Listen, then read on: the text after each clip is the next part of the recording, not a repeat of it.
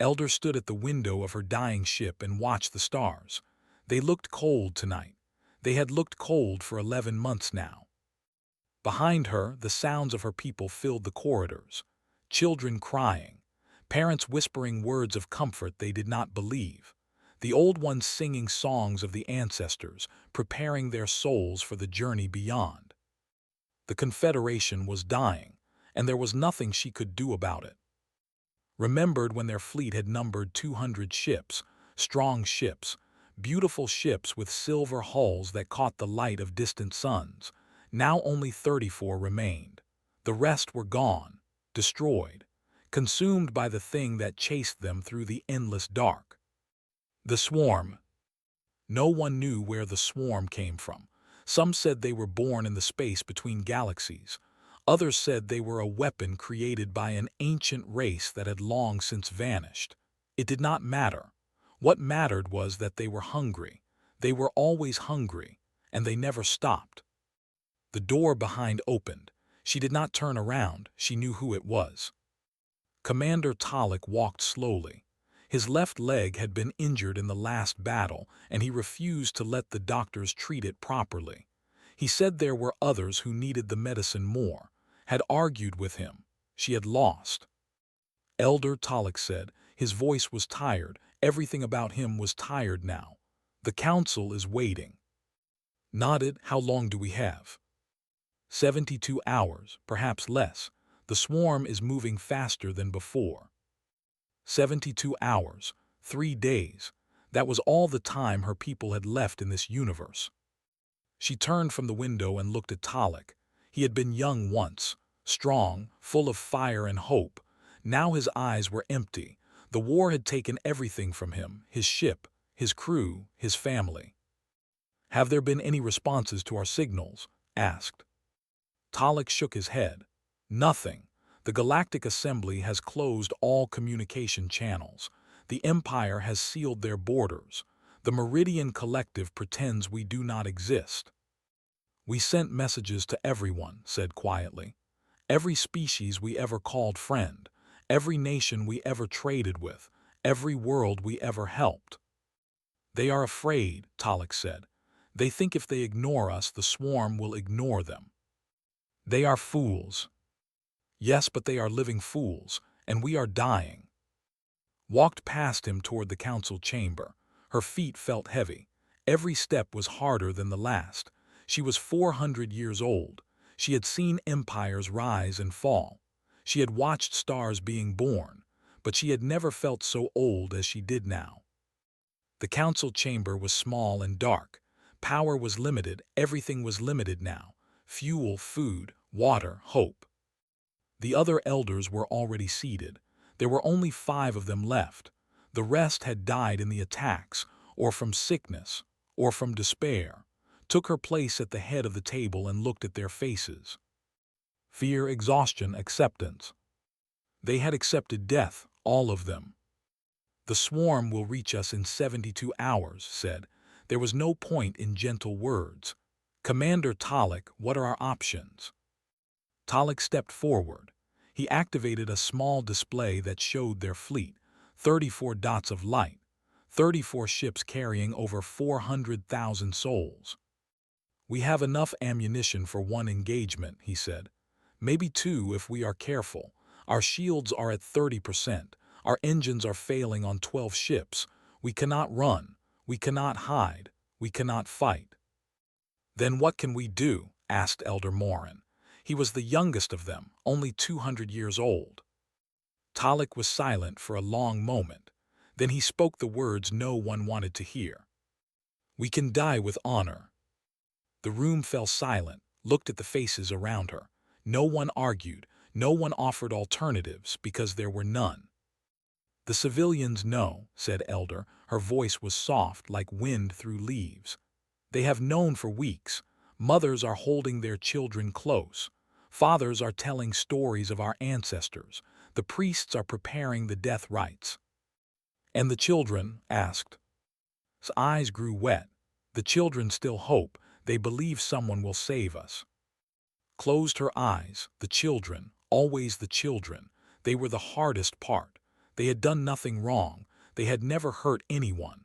They had never made the decisions that led to this moment. And yet they would die alongside everyone else. "We should prepare the final broadcasts," said Elder. He was a practical man. He had always been practical. "Our history, our stories, our songs, we should send them into the deep void. Perhaps someday someone will find them. Perhaps they will remember us." "They will remember us as fools," Talik said bitterly. "They will remember us as the species that trusted the galaxy and was betrayed." "They will remember us as we were," said firmly. "Kind, peaceful, hopeful. Those are not weaknesses, those are virtues." The meeting continued for another hour. They discussed fuel distribution, medical supplies, the order in which ships would be sacrificed to buy time for the others. It was a conversation about death, about choosing who would die first and who would die last. When the meeting ended, walked alone through the corridors of her ship. She passed families huddled together. She passed old friends who nodded silently. She passed young lovers holding hands, stealing whatever moments they had left. Near the observation deck she found him, a small boy sitting alone by the window. His name was, he was only 12 years old. His parents had died 3 months ago when their ship was destroyed. Now he lived with the other orphans in the lower decks. Sat down beside him. Elder said he did not look at her. He was watching the stars. "What are you doing here, little one?" "Waiting." "Waiting for what?" Turned to look at her. His eyes were large and golden like all children, but there was something in them that the other children had lost, something bright. "Waiting for help," he said. "Someone will come, I know it." Felt her heart break. "You sent messages, right? You asked for help." "Yes, we asked everyone." "Then someone will come. Someone always comes. That is what my mother said. She said the universe is not empty. She said there is always someone who cares." Did not know what to say. She could not lie to the child, but she could not take his hope either. It was the only thing he had left. "Your mother was wise," she said finally. Nodded. She was. She told me about a species on the edge of the galaxy, small creatures. They live on a single world. The other species laughed at them, but my mother said they were special. She said they never give up. "I do not know this species." "They call themselves humans." Remembered now. 50 years ago, a delegation had come to the Galactic Assembly. Strange creatures with soft skin and small eyes. They had asked to join the galactic community. They had spoken of friendship and protection. The Assembly had rejected them, called them primitive, dangerous, too emotional. Had voted against rejection. She had seen something in those humans, something familiar, but she had been outvoted. "The humans cannot help us," said gently. "They have no ships that can travel this far. They are alone on their world." Shook his head. "My mother said they would surprise everyone someday. She said creatures who never give up always find a way." Put her arm around the child. Together they watched the stars. That night as the fleet drifted through the endless dark, a signal arrived. It was weak, broken. It came from the edge of known space, from a direction no one ever looked. The communication officer almost missed it, but something made him check the old frequencies, the forgotten frequencies, and there it was. A voice, strange and alien, speaking words that the translation systems could barely understand. "This is Earth vessel HSS Defiance. We heard you. We are coming." Was asleep when they woke her. She listened to the message 3 times. She did not believe it. She could not believe it. But somewhere on the observation deck, a small boy named smiled and whispered to the stars. "I told you, someone always comes." The message played again and again throughout the fleet. Every ship heard it. Every family listened. Every child looked up at their parents with wonder in their eyes. "This is Earth vessel HSS Defiance. We heard you. We are coming." Elder sat in her council chamber surrounded by the other elders. They had been arguing for hours. Some said the message was a trick. Some said it was a mistake. Some said it was impossible. Humans cannot travel this far, Elder said firmly. 50 years ago, they did not even have ships that could leave their own star system. How could they reach us? Perhaps the message is old, Elder Morin suggested. Perhaps it was sent long ago and only now reached us. No, said Commander Talik. He had been studying the signal carefully. The message is new. It was sent 6 days ago, and it was aimed directly at us. Someone heard our distress call and responded. But why? Elder asked. We rejected them. The galaxy rejected them. Why would they risk everything to help strangers who turned them away? No one had an answer. Remembered the human delegation clearly now. She had been younger then, only 300 years old. She had watched the humans enter the assembly hall with hope in their strange, small eyes. They had brought gifts, music from their world, art made by their children, stories of their history. The assembly had laughed. The ambassador had called them primitive beasts. The Meridian delegate had suggested they be quarantined to prevent contamination of superior species. And the vote had been swift and cruel, rejected, forgotten, sent back to their lonely world at the edge of the galaxy. Had been the only one who voted differently. She had seen something in those humans, a fire that refused to die, a hope that refused to break. She had thought about them often over the years, wondering what had become of them. Now she knew. Far across the galaxy, beyond the borders of known space, the HSS Defiance cut through the darkness like a blade. Captain Ho stood on the bridge of his ship and watched the stars blur past. The jump drive hummed beneath his feet. It was loud, rough, nothing like the smooth engines of other species, but it worked. That was all that mattered. How long until we reach them? He asked. Lieutenant checked her console. She was young, only 28, but her mind was sharper than any computer. She had been the one to find the distress signal buried in the cosmic noise. She had refused to ignore it. 30 hours, Captain. Maybe less if Sung can squeeze more power from the engines. Ho nodded, and the swarm. They will reach the fleet in 72 hours. We will have 42 hours to prepare before contact. It was not much time. It was almost no time at all, but it would have to be enough. Ho turned to face his crew. They were all watching him, waiting, trusting. He had served with most of them for years. He knew their faces, their stories, their dreams. I will not lie to you, he said. His voice was calm and steady. This mission is dangerous. The swarm has destroyed 12 worlds. They have consumed species that existed for millions of years. Our ship is untested. Our weapons are prototypes. We are one vessel against an army. No one spoke. No one moved. Earth Command gave us simple orders. Bring them home or do not come back. There is no rescue coming for us. There is no backup plan. If we fail, we die. And the 400,000 souls in that fleet will die with us. Ho paused. He looked at the faces of his crew. He saw no fear, only determination. But we are human, and humans do not let others die alone in the dark. That is who we are. That is who we have always been. The galaxy called us primitive. They called us dangerous. They called us emotional. They were right. We are all of those things, and today we will show them why that matters. The bridge erupted in cheers. Ho allowed himself a small smile. Below decks, Chief Engineer Sung was covered in grease and burns. He had not slept in 2 days. The jump drive was a miracle of engineering, but it was also a monster that needed constant attention. One wrong calculation, and the entire ship would be torn apart by forces no human fully understood. Sung did not care. He had built this engine with his own hands. He had spent 20 years perfecting it. When the assembly rejected humanity, he had been a young student with dreams of peace. Now he was an old man with different dreams. How is she holding? Asked Dr. Jin.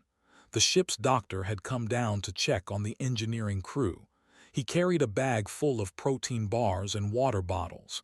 The engineers had a habit of forgetting to eat. She is angry, Sung said, patting the engine housing. But she will get us there, I promised her. You talk to machines like they are alive. All machines are alive if you treat them right. Sung took a protein bar and ate it in 3 bites. How are the medical supplies? Enough for us, not enough for 400,000 refugees. Jin shook his head. We will have to do a lot with a little. That is what humans do best. In the Marine quarters, Corporal was briefing her squad. There were only 50 of them.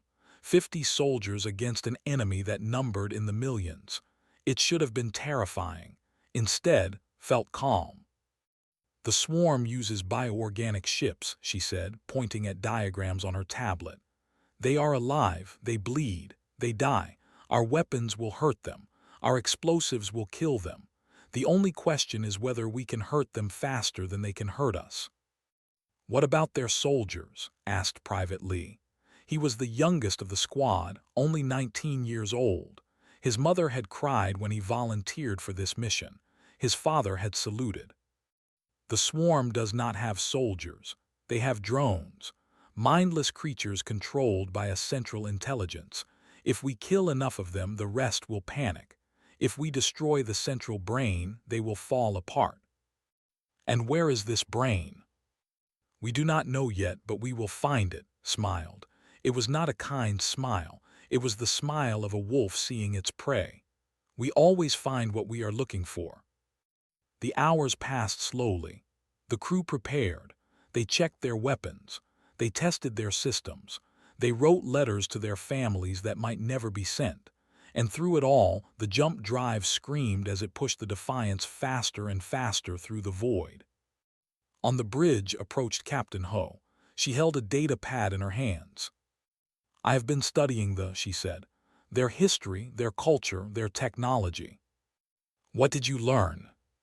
They are a peaceful species. They have not fought a war in over 1,000 years.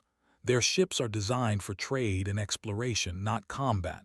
They have almost no weapons. Ho nodded slowly. They trusted the galaxy to protect them.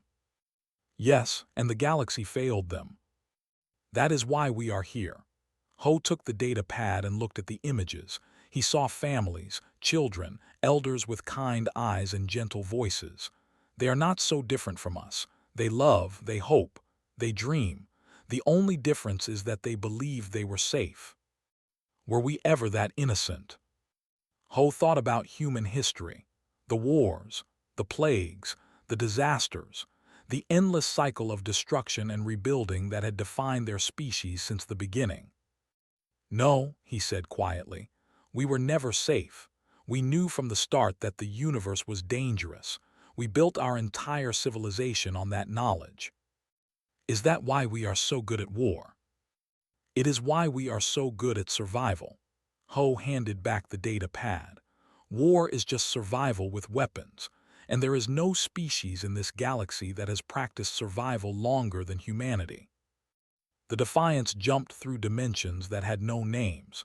It crossed distances that would take other ships centuries, and as it flew, the crew prepared for what was coming. They did not know if they would win. They did not know if they would survive, but they knew one thing with absolute certainty. They would not let those people die alone. 30 hours later, the Defiance emerged from hyperspace on the edge of the fleet. The jump drive fell silent. The engines cooled, and for the first time in 50 years, humans looked upon each other.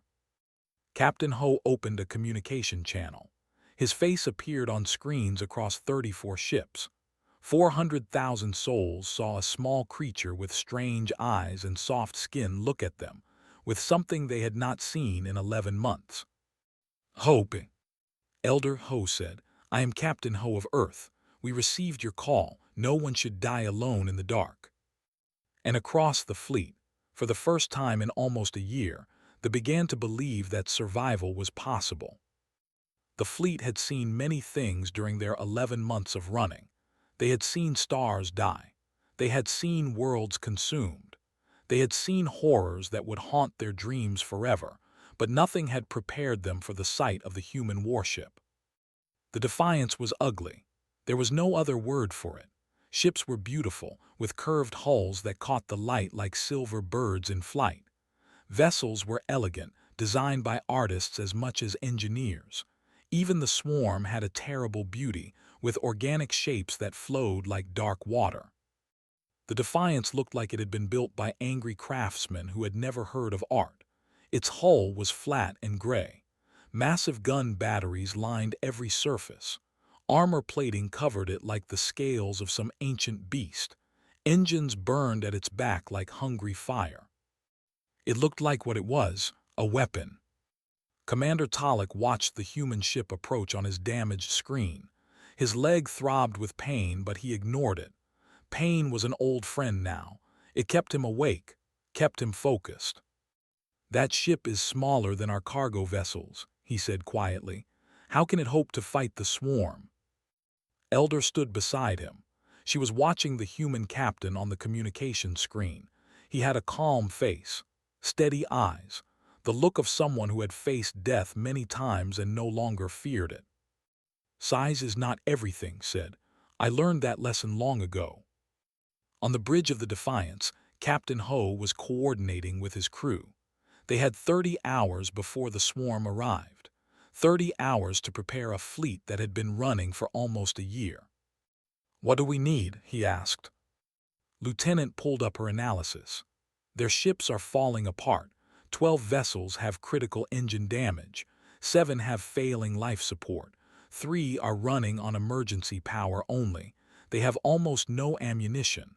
Their shields are worthless. Their medical supplies were used up months ago. Can we help them?" "Some of them. Sung can patch the worst damage. Jin can stabilize the sick. But we cannot fix everything, not in 30 hours. Ho nodded. He had expected as much. "Then we fix what we can, and we protect the rest." The next 30 hours were a blur of activity.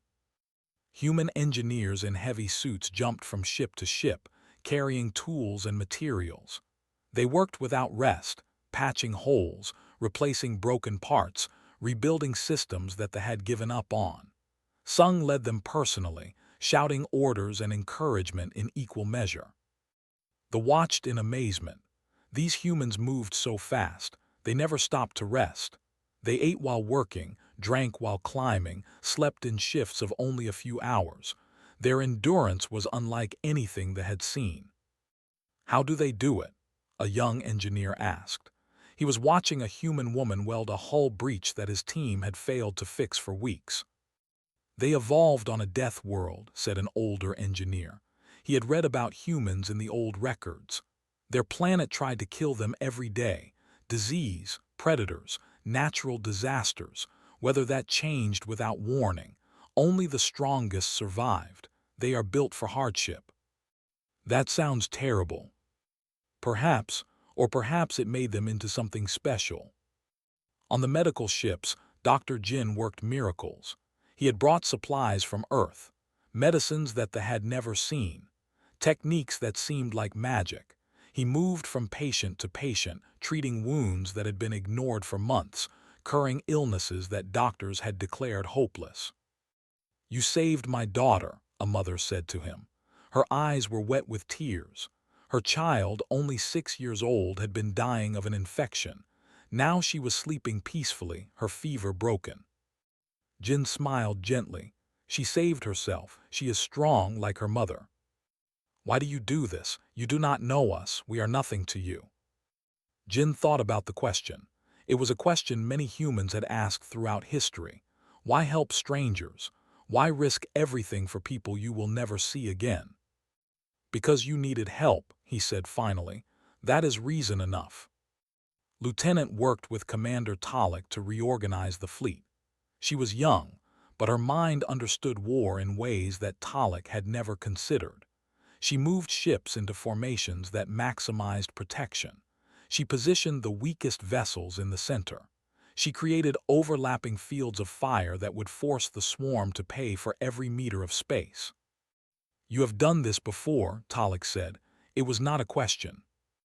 "I have trained for this my entire life," replied. "Every human soldier trains for this. We call it the defense doctrine. We assume we will always be outnumbered. We assume we will always be. We plan for the worst because we know the worst is always possible. That is a dark way to live. It is a realistic way to live. Hope is important, but hope without preparation is just denial. Talik was quiet for a long moment. Then he nodded slowly. I understand now why the assembly feared you. They should not have feared us. They should have welcomed us. We could have protected them. And now, looked at the old commander, his wounds, his exhaustion, his broken spirit. Now we will protect you, whether the galaxy likes it or not. In the lower decks of a refugee ship, Corporal met Young. She was checking the emergency shelters, making sure the civilians would be safe during the battle. She found the boy sitting alone in a corner, holding a small toy in his hands. It was a wooden figure carved to look like a soldier. "What is your name?" asked, crouching down to his level. "That is a good name, I am." Looked at her with large golden eyes. "You are human." "Yes. My mother told me about humans. She said you never give up." Smiled. "Your mother was a smart woman." "She is dead. The swarm killed her." The words hit like a punch to the chest. She had lost people too. Friends, family, fellow soldiers. She knew that pain. She knew how it never really went away. "I am sorry," she said quietly. "It is okay. She is with the ancestors now." Held up his toy. "This was my father's. He made it for me before he died. He said a soldier protects the people he loves." Looked at the small figure. It was roughly carved but made with love. She could see the care in every line. "Your father was right," she said. "Are you going to protect us?" Met the boy's eyes. She did not lie to children she never had. "Yes," she said. "I am going to protect you, all of you, I promise. Even if you die." "Even if I die." Nodded slowly. Then he did something that surprised. He reached out and took her hand, his small fingers wrapped around hers. "Thank you," he said, "for coming, for not forgetting us." Squeezed his hand gently. "We will never forget you. That is not who we are." The hours passed, the preparations continued, and slowly something began to change in the fleet. Hope returned.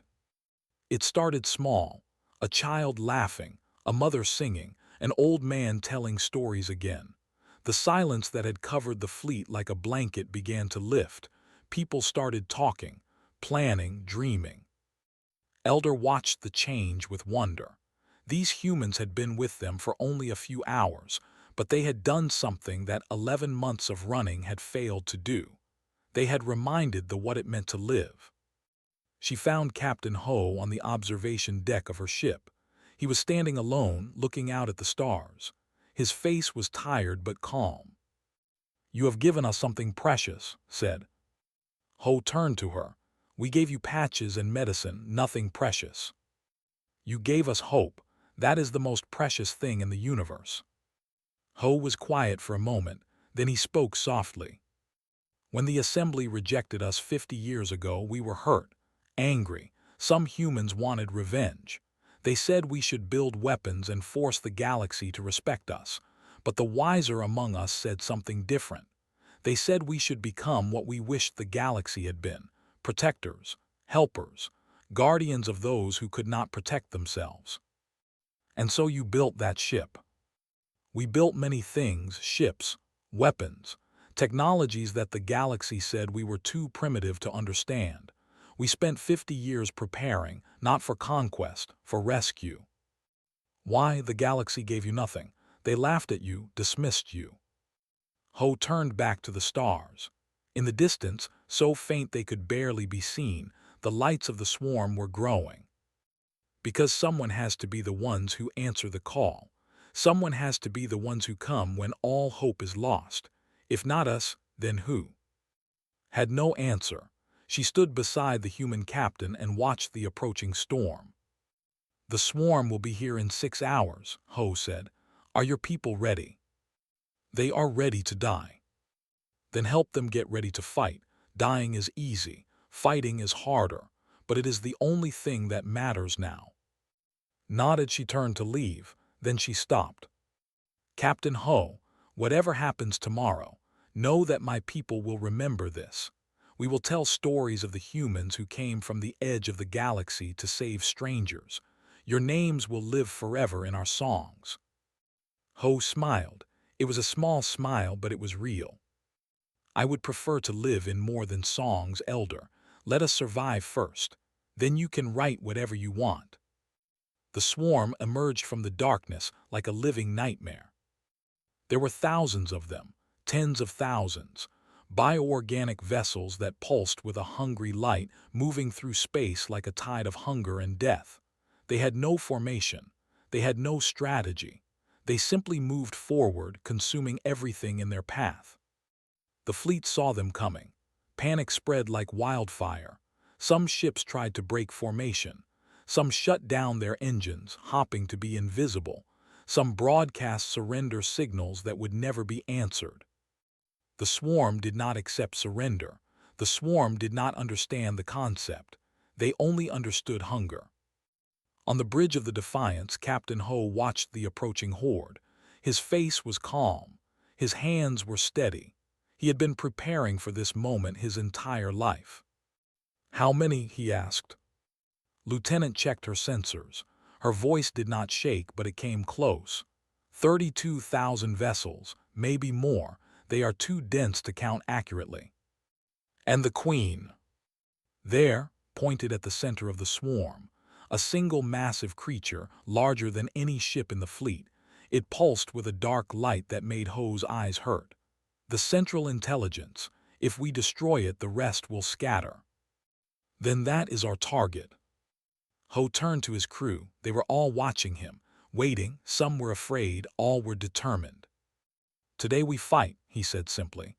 "Today we show the galaxy what humans are made of. No retreat, no surrender, victory or death." The crew responded as one, victory or death. Ho opened a channel to the entire fleet. His face appeared on every screen, in every ship. 400,000 souls looked at the human captain. "This is Captain Ho of the Earth vessel Defiance. The swarm is coming. I will not lie to you. This will be hard. This will be painful. Many of us will not survive, but I make you this promise. We will not run. We will not hide. We will stand between you and the darkness, and we will fight until our last breath." He paused. The silence stretched across 34 ships. "The beings behind me are under our protection. You will not have them. Turn back or be destroyed." The swarm did not respond. They never responded. They simply continued forward. Ho nodded to light them up. The Defiance moved forward, alone. The guns began to fire. Rounds, moving at a fraction of the speed of light, tore through the first wave of swarm vessels. Nuclear missiles, each one powerful enough to destroy a city, exploded among the enemy ranks. Directed energy weapons carved lines of fire through the organic hulls. The swarm screamed, not with sound but with a psychic wave that washed over the fleet. It was a scream of hunger and rage and confusion. They had never faced weapons like this. They had never faced creatures that fought back with such fury. They watched in shock. The human ship danced through the enemy formation like a blade, cutting and burning and destroying. It moved faster than anything its size should move. It turned sharper than physics should allow, and with every movement it killed. "How are they doing that?" Commander Talik whispered. He had seen battles before. He had fought the swarm himself, but he had never seen anything like this. "They evolved to fight," Elder said softly. "Their entire history is war. They have spent millions of years perfecting the art of killing. We thought that made them dangerous. We were right, but we did not understand that dangerous could also mean protective." On the Defiance, Corporal led her Marines into battle. Their boarding pods launched from the ship like angry insects, punching through the hulls of swarm vessels and delivering teams of soldiers into the dark organic corridors within. The interior of a swarm ship was a nightmare. Walls that breathed, floors that pulsed, air that tasted like rot. The Marines did not care. They moved through the darkness with weapons blazing, cutting down the mindless drones that rushed to stop them. They planted explosives in the vital organs of the living ships. They killed without mercy and without hesitation. Found herself in a central chamber, surrounded by the largest concentration of drones she had ever seen. They came from every direction, hundreds of them, thousands. "Fall back," shouted one of her soldiers. "No," said she, raised her weapon. "We hold this position, plant the charges, I will cover you." She fought like a demon. Her rifle ran empty and she drew her pistol. Her pistol ran empty and she used her knife. When her knife broke, she used her fists. When her fists bled, she used her teeth. The drones fell and kept falling. When the charges were planted, grabbed her wounded soldiers and ran. The explosion behind them lit up the organic corridors like a sun. The swarm vessel died screaming. On the bridge of the Defiance, alarms were blaring.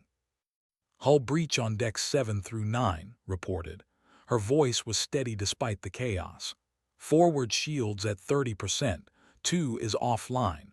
We have lost contact with 3 Marine teams." "Keep firing," Ho ordered. "Do not stop, do not slow down. Every second we fight is a second the fleet survives." Chief Engineer Sung's voice came over the communication system. "Captain, the reactor is overheating. If we keep pushing this hard, we will have a meltdown in 2 hours. Can you give me 3? "I can try." "Then try, we need every minute." The battle raged for hours. The Defiance took hit after hit. Its beautiful gray armor became broken. Fires burned in corridors. Oxygen leaked from a dozen wounds. Crew members died at their stations, replaced by others who died minutes later. But they did not stop. They could not stop. The swarm had never faced anything like this. Their numbers were overwhelming, but the human ship was not overwhelmed. It was angry. It was relentless. It killed and refused to die. And slowly, impossibly, the swarm began to hesitate. "They are confused," reported. Her screen was cracked and covered in blood. Some of it was hers. "Their coordination is breaking down. They do not understand what is happening." "Neither do I," Ho admitted. His arm was in a sling. A piece of metal had gone through it an hour ago. He had barely noticed. "But we cannot stop now. The Queen. We need to reach the Queen." "We will never get through. There are too many." "Then we find another way." Dr. Jin arrived on the bridge. He was covered in blood from head to toe. The medical bay had been overwhelmed hours ago. He had been treating patients on the deck, in the corridors, wherever he could find space. "Captain," he said, "I need to report." "How many?" 47 dead, 120 wounded. We have run out of blood supplies. I am using saline and hope." Ho closed his eyes. 47 dead. Good men and women who had volunteered for this mission knowing they might never return. "Keep them alive, Doctor, whatever it takes." "I always do." The swarm continued to press forward. Despite the losses they were taking, they were still advancing. The fleet was surrounded now. There was nowhere to run. And then something changed. A voice came over the fleet-wide communication system. It was small, young, familiar. It was. "You came for us," the boy said. His voice trembled but did not break. "You are dying for us. We have to fight too." On every ship, in every corridor, they heard him. They heard the child who still believed, the child who had never given up hope. And something stirred in them, something old, something they had forgotten during their long months of running. Pride. Commander Talik was the first to respond. He limped to the weapons console of his damaged ship and activated systems that had been dormant for months. "All vessels," he broadcast. "This is Commander Talik. The humans are fighting for us. They are dying for us. I will not let them die alone. All ships with weapons prepare to engage. All ships without weapons formed defensive formations around the civilians. Today we stop running. Today we fight. One by one the ships responded. It was not much. A few dozen weapons, a handful of functioning shields, but it was something. It was more than nothing. Elder watched from her observation deck as her people joined the battle. Tears streamed down her face. Not tears of sorrow, tears of pride. They were fighting back. After 11 months of despair, they were fighting back. On the bridge of the Defiance, Ho saw the change. He saw the ships moving forward. He saw their weapons, weak as they were, joining the fight. And for the first time in hours, he smiled. He said, "Open a channel to the fleet." "Channel open." Ho's voice carried across every ship. Human and alike heard his words. "This is Captain Ho to the fleet. Thank you for standing with us. Thank you for fighting. Together we are stronger than any swarm. Together we will survive." The battle continued. The swarm pressed forward. The losses mounted on both sides. But something had changed, something fundamental. They were no longer fighting alone. 9 hours. The battle had raged for 9 hours. The Defiance was dying. Captain Ho knew it. Every crew member knew it. The ship that had crossed the galaxy to save strangers was now little more than a burning skeleton held together by courage and desperation. Half the guns were silent. The shields had failed 3 hours ago. The hull was open to space in a dozen places, sealed only by emergency force fields that flickered and threatened to fail. The corridors were filled with smoke and the screams of the wounded. And still they fought. Lieutenant commanded from a console that was held together with tape and prayer. Blood ran from a cut on her forehead into her eyes. She wiped it away with her sleeve and kept working. There was no time to stop. There would never be time to stop. "Swarm vessels closing on our port side," she reported. Her voice was hoarse from hours of shouting. 20 ships. They are attempting to board." Ho called, "Can your Marines hold them?" Corporal's voice came back broken and weak. "We will hold them, Captain. My squad is down to 4, but we will hold them." 4 Marines against 20 boarding ships. It should have been suicide, but did not know how to give up. None of them did. Below decks, Chief Engineer Sung worked in a nightmare of sparks and fire. His left arm hung useless at his side. A plasma conduit had exploded 2 hours ago, burning the limb beyond repair. A medic had wanted to take him to the medical bay, but Sung had refused. "The reactor needs me," he had said. "The arm can wait." Now he worked one-handed, holding tools with his teeth when necessary, keeping the reactor stable through sheer force of will. If the reactor failed, the ship was dead.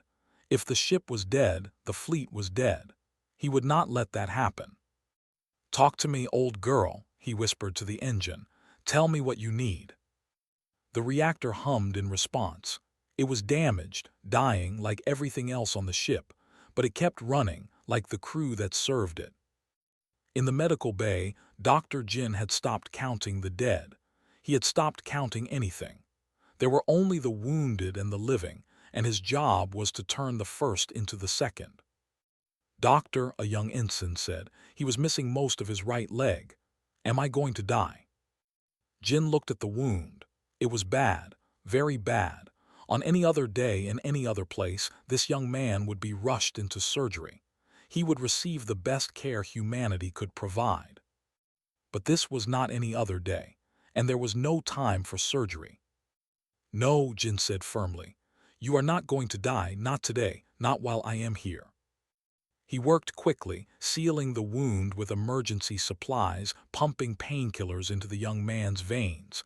It was rough medicine, desperate medicine, but it would keep him alive, and that was all that mattered. On the bridge, Captain Ho made a decision. He said quietly, "Calculate a course directly to the Queen." Looked up from her console. For the first time since the battle began, fear showed in her eyes. "Captain, that path goes through the heart of the swarm. We will not survive." "I know." You are planning to ram her. I am planning to destroy her. Our weapons cannot punch through her defenses from this distance, but if we get close enough, if we detonate the reactor inside her, it will kill us. It will create a gap, a path for the fleet to escape. That is all that matters now. Was silent for a long moment, then she nodded slowly. I will calculate the course. Thank you for everything. It has been an honor, Captain. Ho opened a channel to the entire ship. His crew needed to know what was coming. They deserved that much. All hands, this is the captain. In 10 minutes, we will begin our final approach to the Swarm Queen. Our mission is to destroy her or die trying. There will be no retreat. There will be no rescue. Those of you who have things to say to each other, say them now. Those of you who have letters to write, write them. We have 10 minutes. Make them count. The crew received the news in silence. No one panicked. No one screamed. They had known from the beginning that this was a one-way mission. They had made peace with death long ago. But making peace with death was not the same as welcoming it. In the engine room, Sung patted the reactor housing with his good hand. One last ride, old girl. Let us make it a good one. In the Marine quarters, gathered her 4 remaining soldiers. They were covered in blood and burns and wounds that would take months to heal. It has been an honor serving with you, she said simply. I could not have asked for better soldiers. We are not dead yet, Corporal, Private Lee said. He was barely standing, but his eyes were still fierce. No, not yet.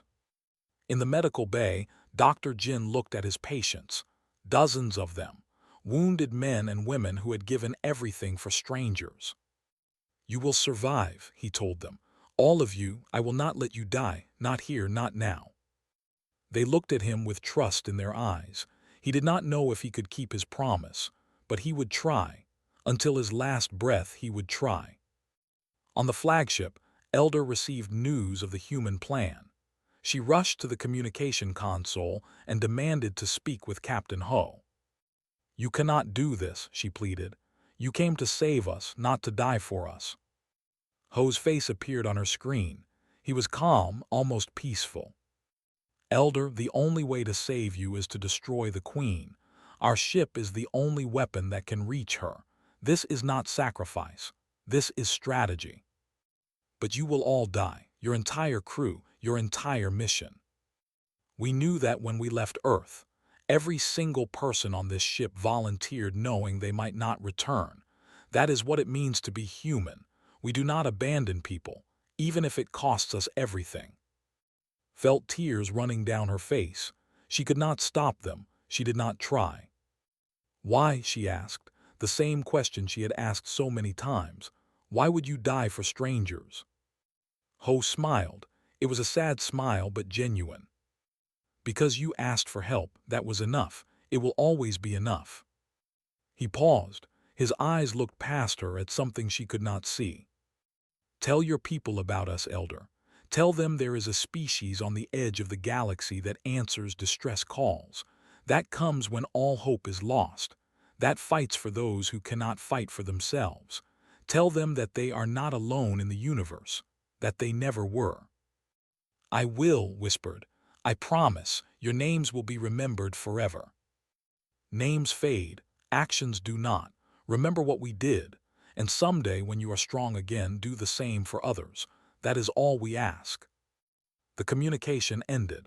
Stood alone in her chamber, weeping for a species she had only known for 2 days. On the bridge of the Defiance, Ho prepared to give the final order. His crew was ready. The course was set. The reactor was primed. And then something unexpected happened. Sung's voice came over the communication system. He sounded strange, almost amused. Captain, I have a suggestion. What is it? You are planning to ram the Queen and detonate the reactor, but that would require someone to stay behind and trigger the detonation. What if I told you there was another way? Speak quickly, we are out of time. The reactor can be set to overload remotely. We can eject the crew and escape pods before the final approach. The ship will continue on autopilot. It will not be as precise, but it will work. Ho's heart stopped. You are certain? I have been preparing this as a backup plan for hours. The reactor is my creation. I know its secrets. Yes, Captain, I am certain. Then why did you not tell me earlier? There was a pause. When Sung spoke again, his voice was soft. Because I needed to be sure you were willing to die. A captain who is not willing to sacrifice everything cannot be trusted with a crew's lives. You passed the test. Ho did not know whether to laugh or cry. He chose to laugh. You old fool, you beautiful, brilliant fool, prepare the escape pods. Everyone, we are leaving. The crew moved faster than they had ever moved before. Escape pods were loaded with wounded. Navigation was transferred to autopilot. The reactor was set to overload on a timer. In 8 minutes, the Defiance would be empty. In 12 minutes, it would destroy the Queen. And against all odds, the crew would survive. Carried young Private Lee to an escape pod. He was barely conscious, but he was smiling. I told you we were not dead yet, Corporal. No, said smiling back, not today. Jin loaded his patients into pods with careful hands. Every life saved was a victory. Every heartbeat was a triumph. And Sung walked through the engine room one last time, patting the reactor housing with his good hand. Thank you, old girl, you did good. You did so good. The last pod launched with seconds to spare. 23 survivors, including Captain Ho, floated through space as the Defiance continued its final journey. They watched as their ship, their home, their weapon, plunged into the heart of the swarm. They watched as it reached the Queen. And they watched as it exploded in a light brighter than any sun. The Queen died screaming, the swarm scattered, and in the silence that followed, the fleet began to move toward safety. In his escape pod, Captain Ho closed his eyes and whispered a single word. Victory!